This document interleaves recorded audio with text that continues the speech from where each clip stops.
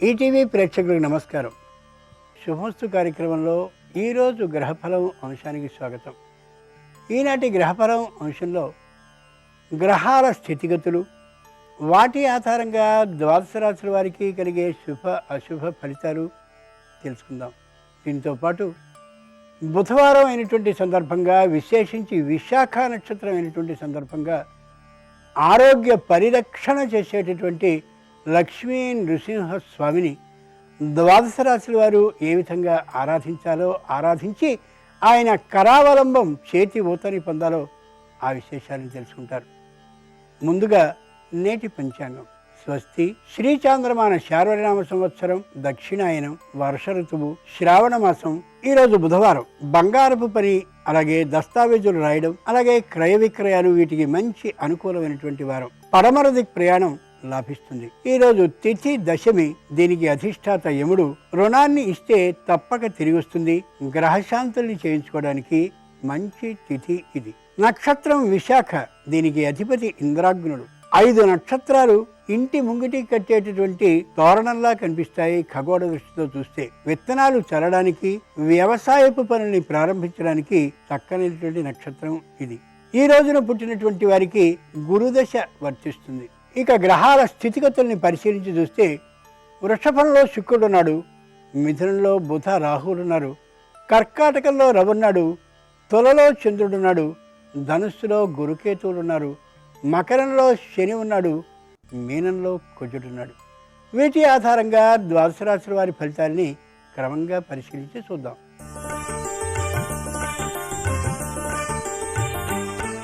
ఈరోజు మేషరాశి వారి ఫలితాలని పరిశీలించి చూస్తే సంతానం విద్యలో మంచి అభివృద్ధిని సాధిస్తారు. కానీ తల్లి తండ్రి పట్ల వినయభావంతో ఉండకపోవచ్చు. నిదానంగా వారిని తోవలోకి తీసుకురావడం మంచిది తప్ప దండించడం, కోపించడం సరి కాదు. అధికారులైనటువంటి వాళ్ళు తీవ్ర ఆగ్రహాన్ని చూపిస్తూ ఉంటారు. నిదానంగా మాట్లాడి వారిని మచ్చిక చేసుకోవడం మంచిది తప్ప వాద వివాదాలను చేయడం సరి కాదు. ప్రభుత్వ అధికారులు వ్యాపారాన్ని చేసేటటువంటి వారి దగ్గర పన్నుల్ని వసూలు చేసే విషయంలో కఠినంగా ఉండొచ్చు. విషయాన్ని, విధానాన్ని వివరించి మెల్లగా మాట్లాడుకోవడం మంచిది. సాహిత్య రంగంలో ఉండేటటువంటి వారు ప్రతికూల రచనని కాకుండా అనుకూల రచనని కానీ చేసినట్లయితే తప్పక పురస్కారాన్ని పొందేటటువంటి అవకాశం ఉంటుంది. విద్యల కంటే విద్యేతరమైనటువంటి క్రీడ, చిత్రలేఖనం, ఇతరమైనటువంటి వాటి మీద దృష్టిని మరలించేటటువంటి అవకాశం ఉంది. కాబట్టి పిల్లల విషయంలో తల్లిదండ్రులు జాగ్రత్తగా పరిశీలించుకుంటూనే ఉండాలి వారి విద్యా అభివృద్ధి గురించి. సంతానం కళాశాల విషయంలో, అలాగే పాఠశాలల విషయంలో సరైనటువంటి ఆ పద్ధతుల్ని పాటించకపోయినా, ఆన్లైన్ తరగతులకి సక్రమంగా వెళ్ళకపోతున్నప్పటికీ కూడా వారిని పరిశీలించి చూసుకోవాలి. తల్లిదండ్రులు చేజారిపోకుండా రక్షించుకోగలగాలి. శ్రావణ బుధవారం సందర్భంగా మేషరాశి వారు లక్ష్మీ నృసింహస్వామిని తులసి దళాలతో అర్చించినట్టయితే అప్పుల బాధ తీరిపోయే అవకాశం ఉంది.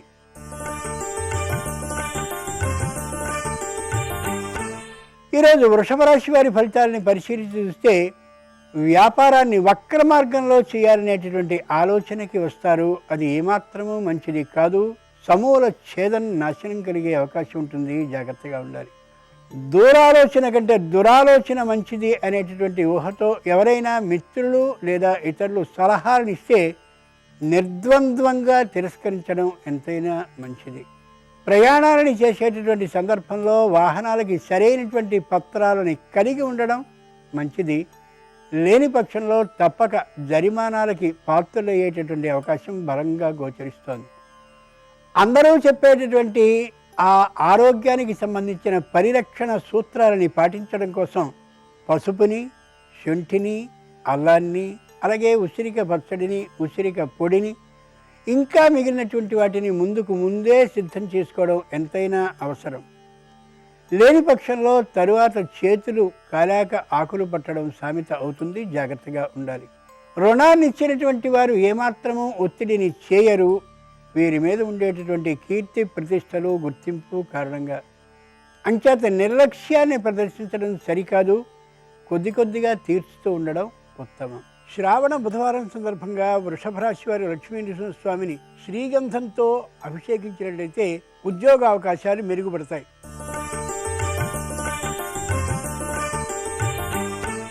ఇక ఈరోజు మిథున రాశి వారి ఫలితాలని పరిశీలించి చూస్తే, వాహనాలని రుణాల మీద కొన్నటువంటి వారు ఒకవేళ రుణాలని తీర్చలేము అనేటటువంటి అభిప్రాయం బలంగా వచ్చినట్లయితే తిరిగి ఇచ్చేయడం మంచిది తప్ప వేవేవో వక్ర మార్గాలని పట్టడం సరికాదు. చక్కెరపు పని చేసేటటువంటి వారు, అంటే శిలాల విషయంలో చెక్కడం కానీ లేదా కర్రని చెక్కడం కానీ మొదలైనటువంటి పనుల్ని చేసేవారు కొద్దిగా శారీరకమైన శ్రమని కానీ చేసినట్లయితే విశేషమైనటువంటి లాభాన్ని పొందగలుగుతారు. తైల వ్యాపారాన్ని చేసేటటువంటి వారు సరైనటువంటి పద్ధతిలో కానీ వ్యాపారాన్ని చేస్తూ ఉన్నట్లయితే విదేశాలకి కూడా ఈ తైలాన్ని ఎగుమతి చేసే పరిస్థితికి ఎగబాకవచ్చు ఈ రాశిలో. అలాగే వస్త్ర వ్యాపారాన్ని చేసేటటువంటి వారు ఆర్థికమైనటువంటి లాభాన్ని కొంత కానీ తగ్గించుకోగలిగితే మంచి అవకాశం ఉంటుంది. ఆ ధనంతో మరింతగా పెట్టుబడిని పెట్టి దూర ప్రాంతాల నుంచి ఇంకా నాణ్యమైనటువంటి వ్యాపారాన్ని చేయగలం వస్తు సేకరణ కారణంగా. విద్యార్థులకి మంచి చక్కనైనటువంటి విద్యావకాశాలు లభిస్తాయి, కానీ తాత్కాలికమైనటువంటి నిర్లక్ష్యం కారణంగా ఆ విద్యని సంపూర్ణంగా పొందలేకపోవచ్చు. ఈ రోజున శ్రావణ బుధవారం సందర్భంగా మిథున రాశి వారు లక్ష్మీ నరసింహస్వామిని ఎర్ర మందారాలతో అర్చించినట్లయితే బంధుమిత్రుల సహకారం బాగా లభిస్తుంది.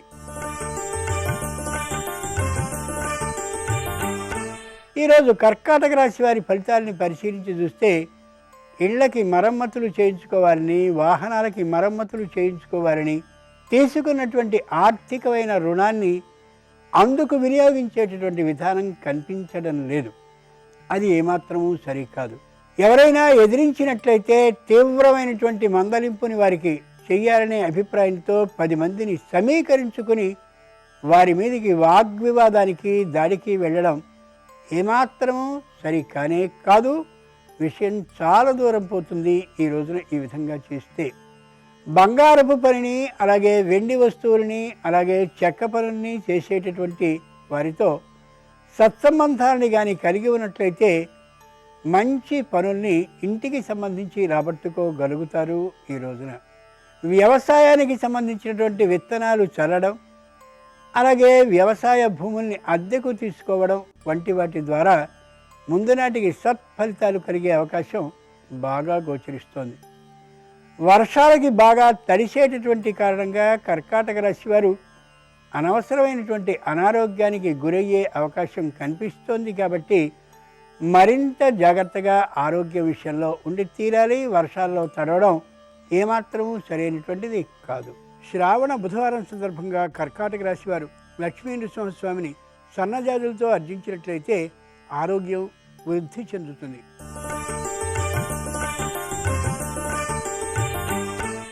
ఈరోజు సింహరాశి వారి ఫలితాలని పరిశీలించి చూస్తే, ప్రతి విషయాల్ని తేలికగా తీసుకునేటటువంటి అభిప్రాయంతో వారు ఉంటారు. అది మంచిది కాదు. ఇంతకుముందు స్థలాలని కానీ, భూముల్ని కానీ, ఇళ్ళని కానీ సక్రమమైనటువంటి మార్గంలో అమ్మి ఉండని పక్షంలో వాటికి సంబంధించినటువంటి తాఖీదులు వచ్చే అవకాశం ఉంది. వాటి పట్ల రుజువైనటువంటి మార్గంతో ప్రవర్తించి సమస్యల్ని పరిష్కరించుకోవడం ఎంతైనా మంచిది ఈ రాశి వారికి. దాడి, దౌర్జన్యం అనేటటువంటి ఆలోచనలు మారడం చాలా చాలా మంచిది. ఆర్థికంగా పలుకుబడి ఉన్నటువంటి వారితో చక్కని సంబంధాలు ఏర్పడతాయి. అలాగే మరింతగా ఎత్తుగా ధనంలో ఉన్నటువంటి వారితో కూడా పరిచయాలు ఏర్పడతాయి.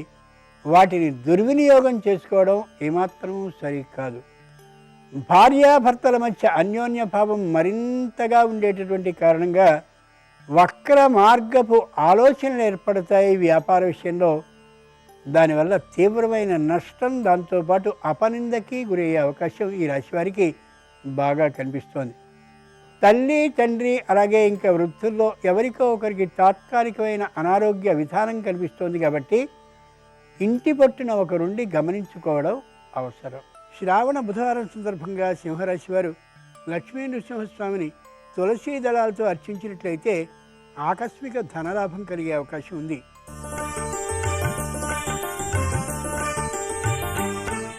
ఈరోజు కన్యారాశి వారి ఫలితాలని పరిశీలించి చూస్తే చెప్పలేనంతటి మానసికమైన ఉత్సాహంతో ఉంటారు.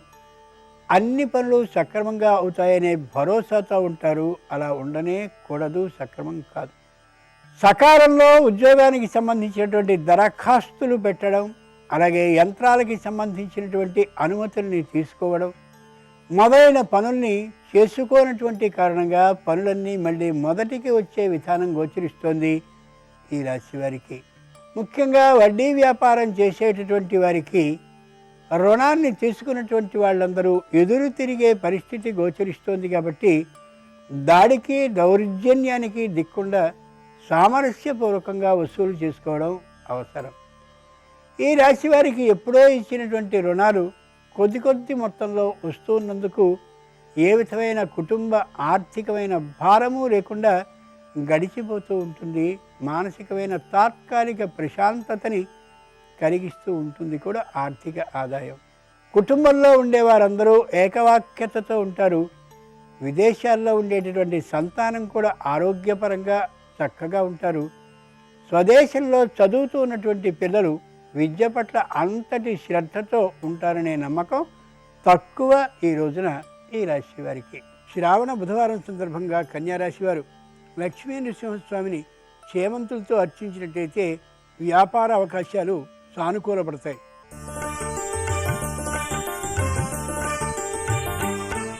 ఈ రోజున తులారాశి వారి ఫలితాలని పరిశీలించి చూసినట్లయితే ఉద్యోగాన్ని మార్చుకోవాలని, పొరుగురు ప్రాంతానికి వెళ్ళి ఉద్యోగాన్ని మరింత జీతానికి కుదిరి చేసుకోవాలని బలమైన ఆలోచనకు వస్తారు.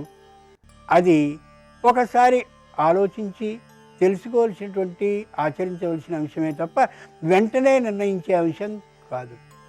ఇంట్లో వృద్ధులైన వారు కానీ ఉన్నట్లయితే వారి పరిరక్షణ వీరి మీదే కానీ ఉన్నట్లయితే వారిని విడిచి దూర ప్రాంతానికి ఉద్యోగానికి వెళ్ళడం సరికాదు.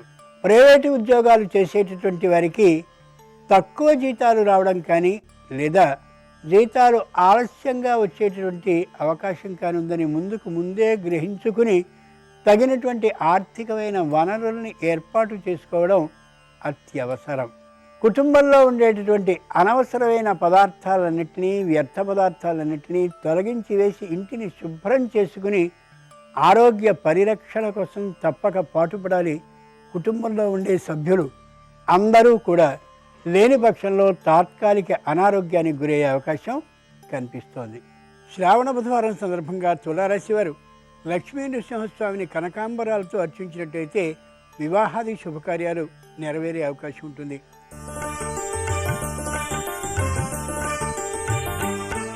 ఈరోజు వృశ్చిక రాశి వారి ఫలితాలని పరిశీలించి చూస్తే ధర్మబద్ధంగానే ఉండాలనే స్థిరమైనటువంటి ఆలోచనకు వస్తారు. న్యాయవాదానికి సంబంధించినటువంటి న్యాయస్థానపు తీర్పుల కోసం ఎదురు చూస్తూ ఉంటే అవి దూరం జరిగేటటువంటి కారణంగా తాత్కాలికమైన నిరుత్సాహానికి గురవుతారు. అయితే రాబోయేటటువంటి తీర్పులు మాత్రం అనుకూలంగా ఉంటాయనే యథార్థాన్ని గ్రహించుకోగలగాలి. రుణం చేయాల్సిన అవసరం ఉండదు. అయితే రుణం కోసం వచ్చినటువంటి వారికి మాత్రం నిర్ద్వంద్వంగా చెప్పగలగాలి, రుణాన్ని ఇచ్చే స్థాయిలో లేను అని. మొగమాటం ఏమాత్రం లేకుండా వ్యవహరించుకోగలగాలి.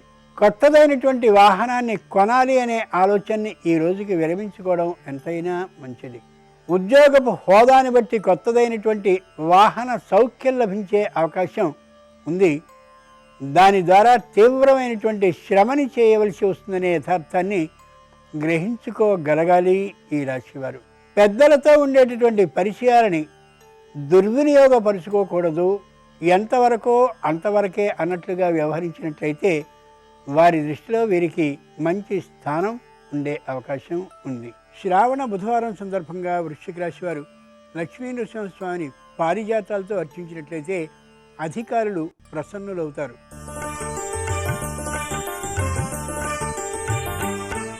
ఈరోజు ధనురాశి వారి ఫలితాలని పరిశీలించి చూస్తే మంచి అనుకూలత కనిపిస్తోంది. అన్ని రంగాలలోనూ వ్యాపార అభివృద్ధి కనిపిస్తోంది. చేతి వృత్తుల వారికి చక్కనైన ఆదాయ మార్గాలు కనిపిస్తున్నాయి. ముఖ్యంగా దర్జీ పని వారికి విశేషమైనటువంటి లాభ విధానాలు గోచరిస్తున్నాయి. బంగారము వెండి పనిచేసేటటువంటి వారికి శారీరకమైన శ్రమ కారణంగా అన్ని పనుల్ని సకాలంలో చేయలేక చిన్నగా మాట పడే అవకాశం గోచరిస్తోంది. ఇంటికి సంబంధించినటువంటి మరమ్మతుల కోసం ప్రయత్నాన్ని చేస్తే కార్మికులు రాకపోవచ్చు అనేటువంటి ఆలోచనతో ఉండి ఆ పనిని చేయించుకోవడం ఉత్తమం తప్ప అన్నీ సక్రమంగా ఉంటాయి అని అనుకునే అవకాశం లేదు. ఈ రోజున వర్షం తీవ్రంగా ఉండేటటువంటి కారణంగా కుటుంబానికి సంబంధించిన వ్యక్తులందరి ఆరోగ్య పరిరక్షణ సూత్రాలని అందరూ పాటించడం ఎంతైనా అవసరం. ఒక పక్క మరో వ్యాధి యొక్క తీవ్రత ఉన్నటువంటి కారణంగా శ్రావణ బుధవారం సందర్భంగా ధనురాశి వారు లక్ష్మీ నృసింహస్వామిని గులాబీలతో అర్చించినట్లయితే పెద్దలతో పరిచయాలు ఏర్పడతాయి.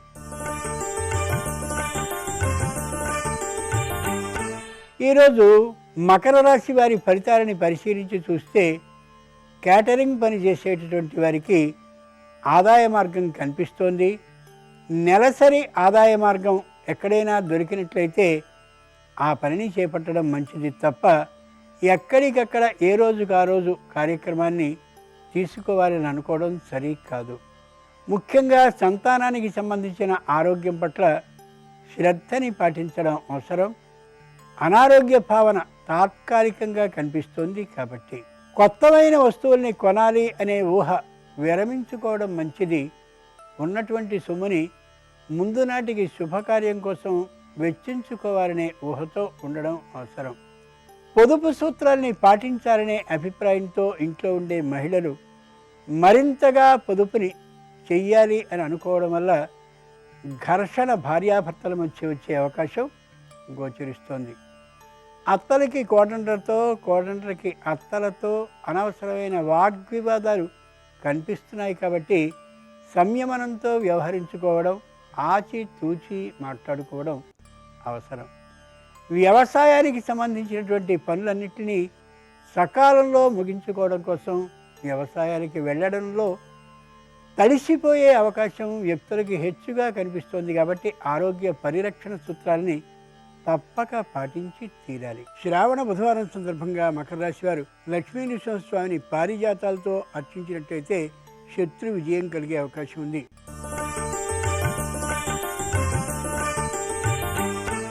ఇక ఈరోజు కుంభరాశి వారి ఫలితాలని పరిశీలించి చూస్తే రావాల్సినటువంటి బాకీలు కొద్ది మొత్తంగానే వసూలవుతాయి. తప్పక మిగిలినవి కూడా వస్తాయనే ధైర్యంతో ఉండొచ్చు. విద్యార్థుల విద్యా విషయం బాగానే ఉంటుంది, కానీ అనుకున్నటువంటి ఫలితం పరీక్షల్లో లభించకపోవచ్చు. ఈ రోజుకి ధైర్యంగా ఉండి తీరవచ్చు, ఇబ్బంది మాత్రము కాదు. వ్యాపారంలో మంచి లాభం రాకపోవచ్చు, కానీ తప్పక వ్యాపార లాభం వస్తుంది. దాంతో సంతృప్తి పడగలగాలి. సమస్యలు క్రమక్రమంగా విడిపోయేటటువంటి కారణంగా ఉత్సాహం మెల్లగా మెల్లగా అలా పెళ్ళుబుకుతూ వస్తుంది. సంతోషించదగ్గ పరిణామమే. ఏవైనా ఆలయాలకి ధర్మకర్తలుగా కానీ లేదా పెద్దవైనటువంటి సంస్థలకి గౌరవ సభ్యులుగా కానీ ఉన్నట్లయితే రాతకోతల విషయంలో సరైనటువంటి తీరుని అనుసరించడం అవసరం. లేని పక్షంలో వాదోపవాదాలు లేదా నిందలు వచ్చే అవకాశం ఉందని గ్రహించాలి ఈ రాశివారు. దూర ప్రయాణాలని చేయాలనే ఊహని విరమించుకోవడం మంచిది. అవకాశం ఉంటే దగ్గర ప్రయాణాలు కూడా చేయకపోవడం మరింత మంచిది ఈ రాశి వారికి. ఈ రోజున శ్రావణ బుధవారం సందర్భంగా కుంభరాశి వారు లక్ష్మీ నృసింహస్వామిని పసుపు కుంకుమ జలంతో అభిషేకించినట్టయితే ఐశ్వర్య ప్రాప్తి ఉంది.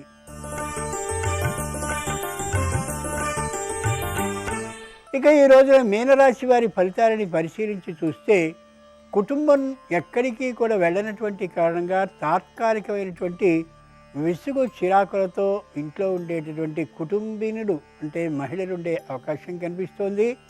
వారికి నచ్చ చెప్పడం, దగ్గర ప్రాంతాలకి తిప్పడం చాలా చాలా మంచి పని. పిల్లలకి విద్య చక్కగా వస్తూ ఉంటుంది, బుద్ధులు కూడా సక్రమంగా ఉంటాయి. ఏ విధంగానూ చింతించాల్సిన అవసరం లేదు.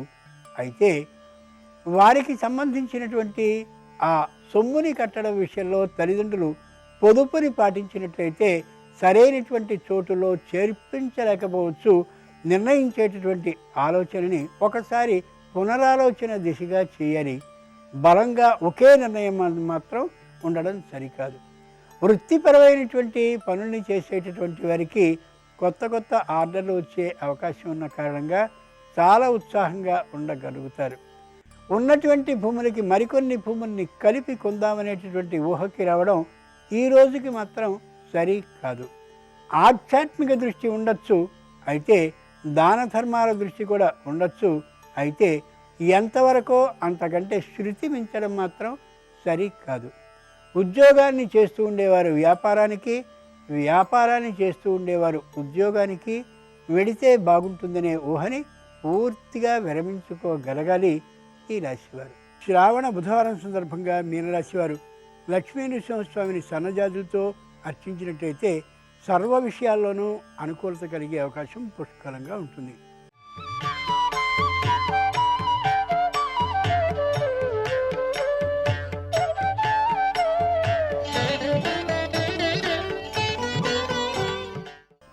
శుభమస్తు కార్యక్రమంలో గృహబలం అంశానికి స్వాగతం.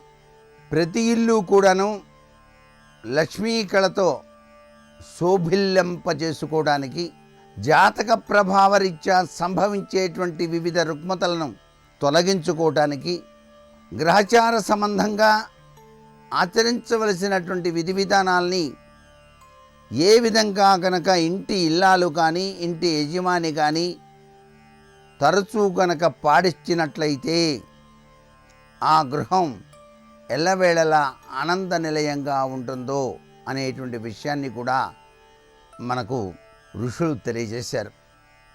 ఇక్కడ మనం ప్రతినిత్యం కూడాను అమ్మల కన్నా అమ్మ అయినటువంటి దుర్గమ్మ, దుఃఖనాశిని, దుమ్ దుర్గాయ నమః అనుకుంటేనే చాలండి. దుఃఖములు అనేటువంటివి మన దాపుకు రావు. అటువంటి ఆరాధన మనం గృహంలో ఆనందంగానే భక్తి శ్రద్ధలతో నిర్వహించుకోవచ్చు. అలాగే చాముండి పూజలు, చాముండి అనేటువంటిది దివ్యవంతమైనటువంటి శక్తి సంపన్నతతో కూడినటువంటి పూజా విధానం.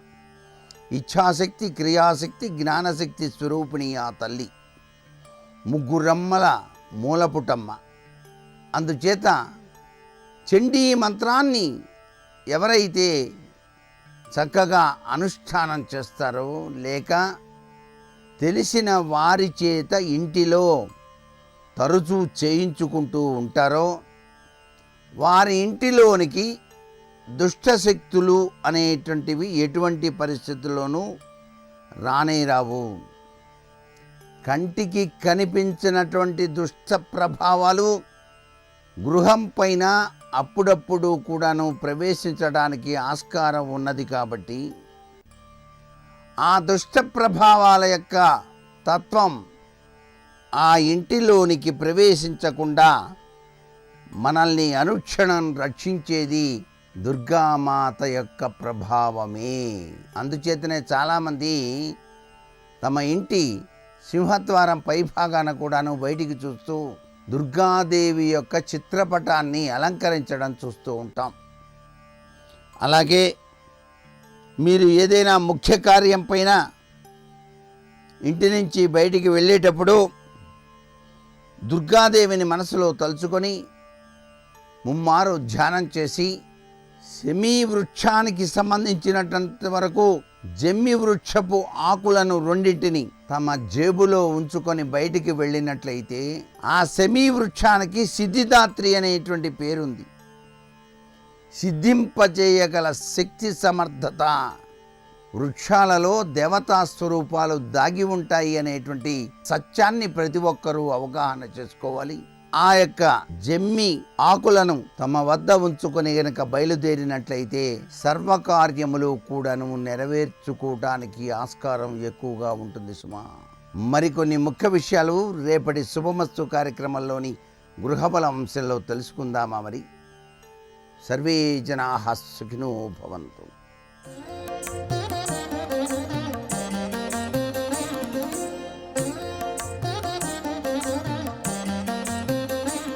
శుభోదయం. శుభమస్తు కార్యక్రమంలో శ్రావణ సంకల్ప సిద్ధి అనే అంశానికి స్వాగతం. సంకల్పం సిద్ధింపబడాలి అంటే ముందుగా ఆ సంకల్పం పరిశుద్ధమై ఉండాలి. ఈ శుద్ధి పొందడం అన్నది శరీరగతమైనది, ఆత్మగతమైనది, అంటే ద్విధాభూతమైనది అని చెప్పుకోవాలి. శరీరగతమైన శుద్ధి కోసం స్నానం చేస్తాం.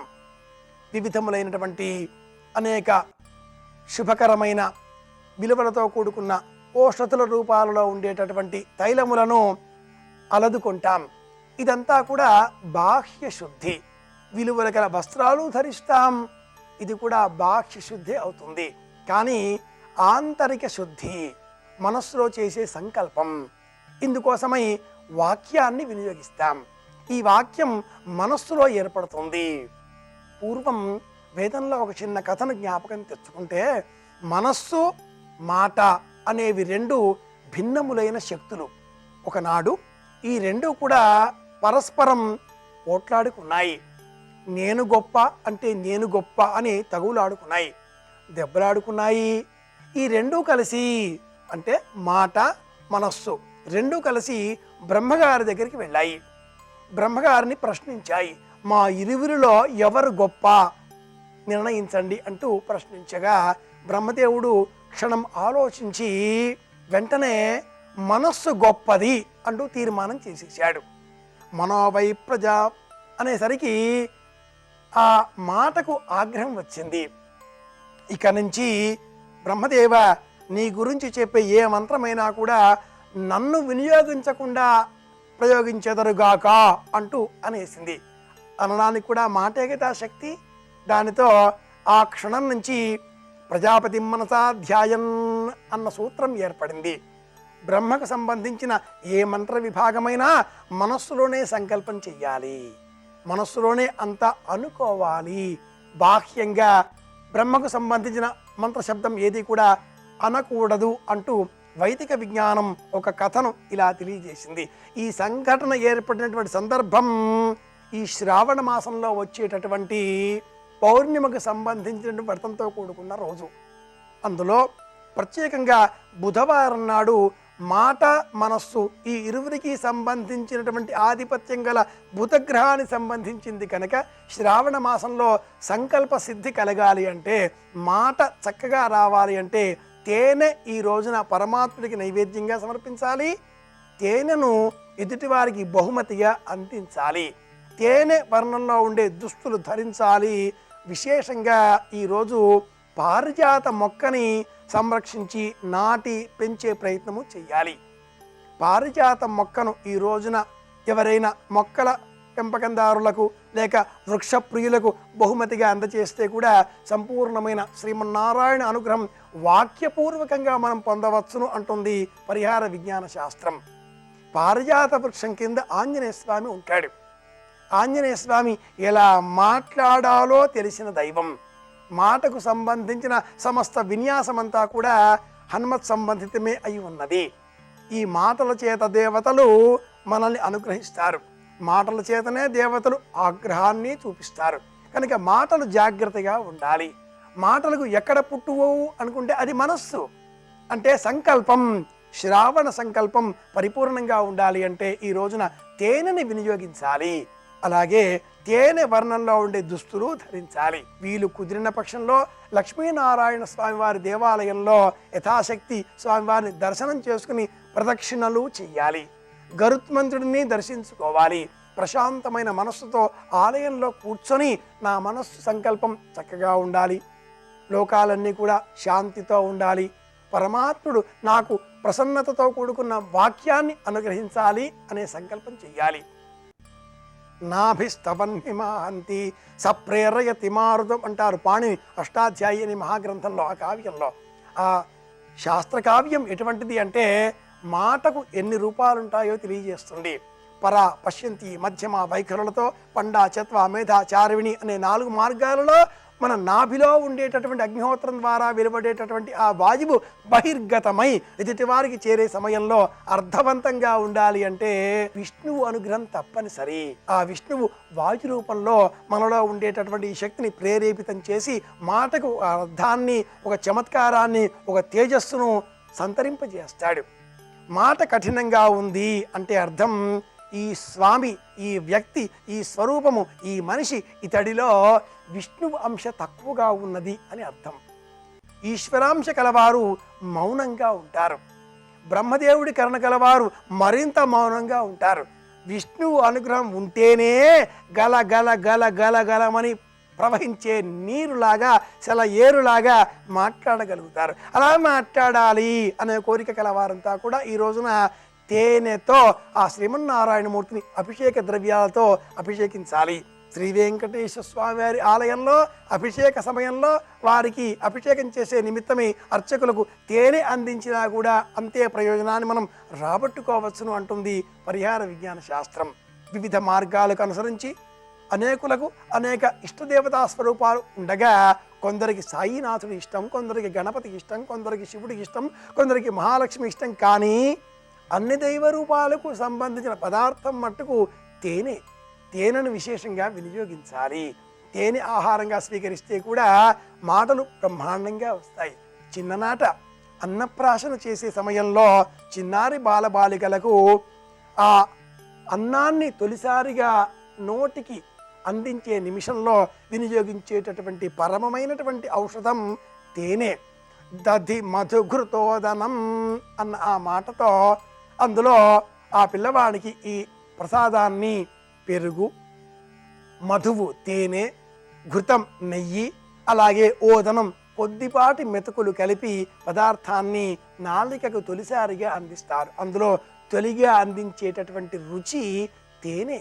నాలికకి తేనె రాస్తే అమోఘమైన మాటలు వస్తాయి అని కూడా సంప్రదాయజ్ఞులు చెబుతూ ఉంటారు. శ్రావణ మాసంలో బుధవారం నాడు ఇలా ప్రత్యేకంగా స్వామి అనుగ్రహం కోరి, విష్ణువు అనుగ్రహం కోరి మంచి వాక్చాతుర్యం పెంపొందింపజేసుకునే నిమిత్తమే తేనెని వివిధ రూపాలలో వినియోగించాలి అంటూ సెలవిచ్చారు. నైవేద్యంగా పెట్టవచ్చు, అభిషేకంగా వినియోగించవచ్చు, బహుమతిగా అందించవచ్చు. ఏ విధంగా చూసినా సంపూర్ణమైనటువంటి ఆరోగ్యాన్ని కలిగించే దివ్యమైన ఔషధం తేనె. మధువును వినియోగిద్దాం. శ్రావణ సంకల్ప సిద్ధితో తీయగా మాట్లాడదాం. అందరి మనస్సులను చూరగొందాం. మరింత ఆనందంగా మళ్ళీ రేపు కలుసుకుందాం అని విన్నవిస్తూ శుభమస్తు.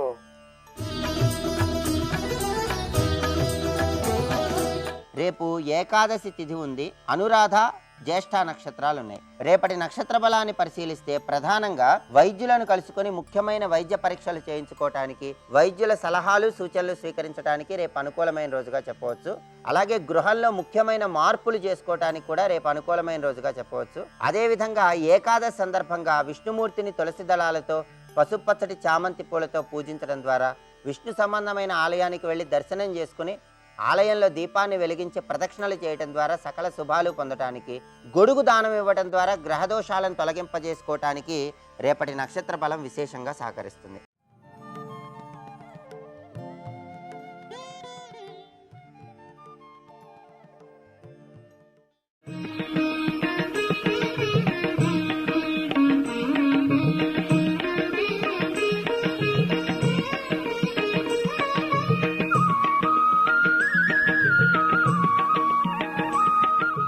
గౌరీ అన్న మాట ఎందుకు వచ్చిందంటే శివమహాపురాణంలో చెప్తారు. పరమశివుడి పక్కన కూర్చుంది పార్వతీదేవి, నల్లగా ఉంటుంది. తల్లిదండ్రులు పెట్టిన పేరు కాళి. అసలు శివుడు ఎప్పుడు అలా ఏమి చూడు. ఆయన ఎందుకో రోజు ఇలా చూసుకున్నాడు. అబ్బో స్ఫటికమణి నిభం, తెల్లగా ఉన్నాను అనుకున్నాడు. ఇలా చూశాడు, నల్లగా ఉంది మా ఆవిడ అనుకున్నాడు. అని ఓ దొంగ నవ్వు ఒకటి నవ్వి కాళీ అన్నాడు. ఓహో అంటే మీకు తగిన దానను కానన్నమాట రంగులు. ఆవిడ ఒప్పుకోదు. ఆవిడది ఎంత మహాపతివ్రత అంటే ఎందులోనైనా ఇద్దరూ సమానులు అనాలి. అదే న్యాయం కూడా. పెళ్ళయిన దంపతులు ఎప్పుడైనా వేదిక మీద కూర్చుని తాళి కడుతుంటే కాకి ముక్కుకి దొండపండు, ఆయన బాగున్నాడు, పిల్ల బాగుంది, ఈ పిచ్చి మాట్లాడకూడదు. పెద్దరికం అన్న మాటకు అర్థం ఏమిటో తెలుసా? తగునీ చక్రి విదర్భరాజసతకును తథ్యంబు వైదర్భియున్. ఇద్దరూ ఒకరికొకరు తగినవారని చెప్పాలి. అందుకే శంకరాచార్యులు వారి శివానంద లహరి చేస్తూ ప్రారంభంలోనే కళాభ్యాం చూడాలంకృత శశి కళాభ్యాం నిజితప ఫలాభ్యాం భక్తేషు ప్రకటిత ఫలాభ్యాం భవతుమే శివాభ్యాం అస్తోక త్రిభువన శివాభ్యాం హృది పునర్భవాభ్యాం ఆనందస్ఫురదనుభవాభ్యాం నితిరియం అంటారు. నిజ తపఫలాభ్యాం, ఒకరి తపస్సుకి ఒకరు ఫలమై ఉన్నారు. ఒకరికన్నా ఒకరు అధికులని కాదు, భార్యాభర్తలు ఇద్దరు ఒకరితో ఒకరు సమానులు. కాబట్టి ఆ తల్లి పక్కన కూర్చుంటే కాళీ అంటే ఆవిడికి బాధ కలిగింది. నేను నల్లగా ఉన్నాను, నువ్వు తెల్లగా ఉన్నాను అనుకుంటున్నావా అని యోగాగ్ని ఎందు శరీరాన్ని వదిలిపెట్టి పసుపు తెలుపు ఎరుపులతో కూడిన గౌరవంతో వచ్చి పక్కన కూర్చుంది. పాలిపోయిన మీ తెలుపా నా రంగా అంది. ఆయన అన్నాడు, ఏమిటి కాళీ అన్నందుకే ఈ ఉద్ధతి అన్నాడంటే దానివల్ల ఒక రాక్షస సంహారం జరగాలి, అందుకొచ్చింది గౌరీ అవతారం. అందుకని గౌరీ తపస్సు చేస్తుంది పెళ్లి కూతురు. అమ్మా, ఒక్కసారి మీ ఆయన నిన్ను కాళీ అంటే బాధపడి శరీరం వదిలేవు, అందరినీ వదిలిపెట్టి, ఇంటి పేరు వదిలిపెట్టి, గోత్రం వదిలిపెట్టి, నా వారిని విడిచిపెట్టి ఆయన చిటికిన వేలు పట్టుకుని వెళ్ళిపోతున్నాను. ఆయన మీ వలన నాకు ఎంత మనశ్శాంతో అంటే చాలు, భార్యకి సంతోషం. ఏమిటో నా కర్మ, నువ్వు దొరికా అన్నాడు అనుకోండి, ఎంత బాధగా ఉంటుందో భార్యకి. అందుకే అమ్మా, ఎవరు ఏదన్నా పర్వాలేదు, నా భర్త మాత్రం నన్ను ఎన్నడూ తనకి తగినదానను కానన్న మాట అనకుండుగాక. ఇది ఆనుకూల్యతా రూపంలో సిద్ధి ఎందుకు కలుగుతుందో తెలుసా అండి? గౌరీ తపస్సు వల్లే కలుగుతుంది, గౌరీ పూజ వల్లే. కాబట్టి ఆ తల్లి శివకామ సుందరి, మనకి అఖిలాండేశ్వరి. బాగుందండి. మన్మధుని చేతిలో ఉన్న చెరుకు విల్లు, పుష్పబాణములు అమ్మవారు పట్టుకుంది. దానివల్ల ఇప్పుడు పరమశివుడు ఆమెకి పతి అయ్యాడు. పార్వతీ పరమేశ్వరులు కూర్చున్నారు. వాళ్ళిద్దరికీ కుమారుడు కలిగాడు, సుబ్రహ్మణ్యుడు. తారకాసుర సంహారం అయింది, బాగుంది. మరి సృష్టి ఏమైంది? మన్మధుడు లేడుగా. అమ్మవారంది, నీకు రూపం ఉండదు కొంతకాలం, కృష్ణుడికి మళ్ళీ ప్రద్యుమ్నుడిగా పుడతావు, అప్పటి వరకు నీకు రూపం ఉండదు, కానీ నీకు ఇతపూర్వం ఏ అధికారం ఉందో అదే ఉంటుందండి. ఇప్పుడు రూపం లేనివాడు అదే ధనుర్బాణములను ఆయన పట్టుకున్నాడు. ఆయన అవే పట్టుకుని లోకం మీద బాణప్రయోగం చేస్తున్నాడు. ఆయన సృష్టి జరుగుతోంది. అంతేకాదు, ఆయన బాణములు పడ్డం వల్లే కోరికలు పుడతాయి. కోరికల వలన ఇంద్రియ లౌల్యం కలుగుతుంది. ఇంద్రియ లౌల్యము వలన విషయ సుఖముల యందు తిరిగి పాపపుణ్యములను పెంచుకుంటూ ఉంటాడు, అనుభవించడానికి మళ్ళీ మళ్ళీ శరీరాలు తీసుకుంటాడు. అయితే ఏమంటే శరీరం లేనివాడు కదా, యుద్ధం ఎలా చేస్తాడు? అసలు ఎలా పట్టుకుంటాడు శరీరం లేనివాడు? శరీరం ఉంటే కదా పట్టుకోవడం, శరీరమే లేనివాడు పట్టుకోవడం ఏమిటి? ఇంకా ధనుర్బాణాలు. ఇది ఎవరు చెప్పగలగాలి? జగద్గురు శంకర భగవత్పాదులు మహాపురుషులు కనుక, కారణ జన్ములు, అపర శివావతారం కనుక వారు సౌందర్య లహరిలో చెప్పారు. తను పౌష్పం మౌర్వీ మధుకరమయీ పంచవిశిఖ వసంతు సామంతో మలయమరుదాయోధనరథ తదాప్యేక సర్వం హిమగిరిసుతే కామపి కృపాం అపాంగతే లబ్ధ్వా జగదిదమనంగో విజయతే. ధను పౌష్పం, ఇది శంకరుల యొక్క రచన. అంటే మొట్టమొదటే ఆయన ఇంకో పెద్ద అనుమానాన్ని సృష్టిస్తారు. చెరుకు విల్లు కదా మన్మధుడు పట్టుకోవాలి, ఆయన అన్నారు ధను పౌష్పం, పుష్పములతో కూడిన ధనస్సు అన్నారు మన్మధుడి. అదేమిటండి, కథంతా చెరుకు విల్లు దగ్గర కదా ఉంది. చెరుకు విల్లు పట్టుకోవడం మానేసి పుష్పధనస్సు పట్టుకున్నాడు అంటున్నారు ఏమిటి మళ్ళీ మీరు? అప్పుడు మరి చెరుకు ధనస్సు లేనట్టేగా ఆయన దగ్గర. అంటే శంకరాచార్యుల వారు ఏది చెప్పినా ఆలోచింపచేస్తారు ఆయన. కారణం ఏంటంటే, ఒక దేవతా స్వరూపాన్ని మీరు పిలిచారనుకోండి, పిలిచినప్పుడు మీకు ఋషులు ఎలా నిర్ణయం చేశారో ఆ రూపంతోనే పెట్టాలి తప్ప మీ ఇష్టం వచ్చిన రూపం మీరు పెట్టకూడదు. సాంగం సాయుధం సపత్నీపుత్ర పరివార సమేతం అని పిలుస్తాం. సాయుధం అంటే వాళ్ళు పట్టుకునే ఆయుధములను కూడా ఋషి నిర్ణయించాడు, ఋషి దర్శనంలో చూశాడు, అలాగే ఉంటాయి. నీ ఇష్టం వచ్చినట్టు నువ్వు పెట్టకూడదు. సాంగం స ఆయుధం సవాహనం సపత్నీపుత్ర పరివార సమేతం, అది ఎలా ఉండాలో శ్లోకాలున్నాయి, దాన్ని బట్టి నిర్ణయింపబడి ఉంటుంది. నీ ఇష్టం వచ్చినట్టు నువ్వు రూపకల్పన చేయకూడదు, తప్పది. కాబట్టి మన్మధుడి ఆయుధం చెరుకు విల్లు అయితే శంకరులు మార్చచ్చా పుష్పవిల్లు కింద? మరి తప్పు కదా. మరి ఎందుకు మార్చారు శంకరాచార్యులు వారు? అమరకోశం ప్రమాణం. అమరకోశంలో ఒక మాట ఉంది, మన్మధుని యొక్క ధనస్సులలో పుష్పధన్వి రతిపతి అని. ఆయన పుష్పములతో కూడిన ధనస్సు పట్టుకుంటాడు. శంకరాచార్యులు వారు ఎందుకు మార్చారో తెలుసా ఈ విషయాన్ని? చెరుకు విల్లు ఉందనుకోండి ఆయన చేతిలో, కనీసంలో కనీసం ఆ విల్లు పెట్టి నెత్తి మీద దెబ్బ కొట్టాడు అనుకోండి, దెబ్బన్నా తగులుతుంది. పుష్పధనస్సు అనుకోండి, దాంతో కొట్టాడు అనుకోండి, ఎవరికైనా దెబ్బ తగులుతుందా? ఇంకా చాలా హాయిగా ఉంటుంది అది పెట్టి కొడితే. అందుకని మన్మధుడి బలహీనత ఇంకా చూపించడానికి శంకరాచార్యుల వారు ఆ ధనస్సు తీసుకొచ్చారు. కానీ ఆయన చెరుకు విల్లు పట్టుకుంటాడు, పుష్పముల విల్లు పట్టుకుంటాడు.